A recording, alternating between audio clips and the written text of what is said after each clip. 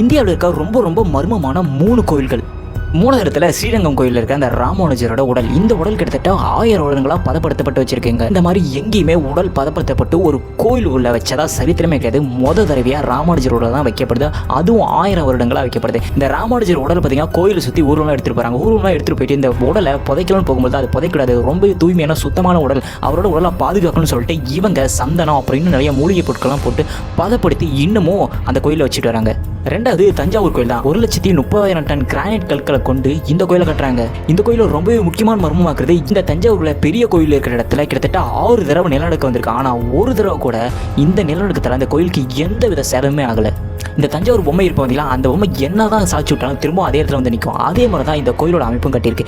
என்ன நிலநடுக்கம் வந்தாலும் சரி அந்த கோயிலுக்கு ஒன்றுமே ஆகாது. ஃபர்ஸ்ட் இடத்துல பார்த்தீங்கன்னா வளரும் நந்தி. ஏகந்தி கோயிலில் தான் இந்த நந்தி இருக்குது. இந்த நந்தி வந்து 20 வருஷத்துக்கு 1 இன்ச்சாக வளர்ந்துட்டு இருக்கு. இந்த நந்தி ஆரம்ப காலகட்டத்தில் ரொம்பவே குட்டியாக இருந்தது. இப்போ பார்த்தீங்கன்னா நந்தி ரொம்ப பெரிய அளவில் வளர்ந்துட்டு வருது. அந்த நந்தியை சுற்றி இருக்கிற எல்லா தூணியுமே நகர்த்திக்கிட்டு அப்படியே பிளந்துக்கிட்டு அந்த நந்தி வளர்ந்துட்டே வருது. அது மட்டும் இல்லாமல் இந்த நந்தி எழுந்து நின்னா இந்த உலகமே அழிஞ்சு போயிருன்னு சொல்லிட்டு இன்னொரு மித்தம் இருக்குது.